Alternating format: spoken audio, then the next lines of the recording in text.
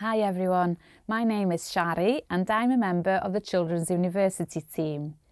I'd like to tell you about the Photomarathon that the Children's University is running in your area. What is a Photomarathon? Well, a Photomarathon is a photography competition in which you take a number of photographs in a set period of time that reflect words that are given to you at the start of the competition. What is involved? We normally split you into two age groups, so we have a junior and a senior section, and we ask you to arrive at a venue at the start time. You open an envelope with your keywords. You have to figure out what picture you can take which represents that word. For example, when we ran our first Photomarathon in Wrexham in 2022, the words were look up, something beautiful, unique to Wrexham, red and zoom in. Here are some of the entries we received.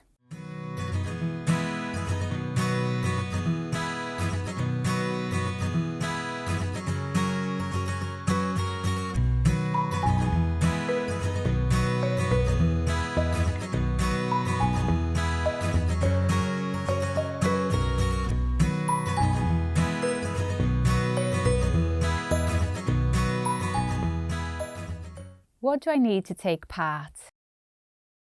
A camera or a camera phone is needed to take photos, and you need to be able to email the photos to us before the deadline. You can also use props if you want, and you can edit the pictures too. But the images do need to be taken in the county that the competition is being held in. It doesn't mean that you have to travel far. You can stay in your local area, hop on a bus, or get in the car. It's up to you. What happens if I win? Our winners will receive a prize. It could be a voucher for a local business or something photography related. Have a look at the event listing where you'll find more details. What happens to my photos? We will share your photos on social media, and we may even create a photography exhibition from the images we receive. This depends on the area that the Photomarathon is taking place. So keep an eye on our social media channels and any information we may send to you.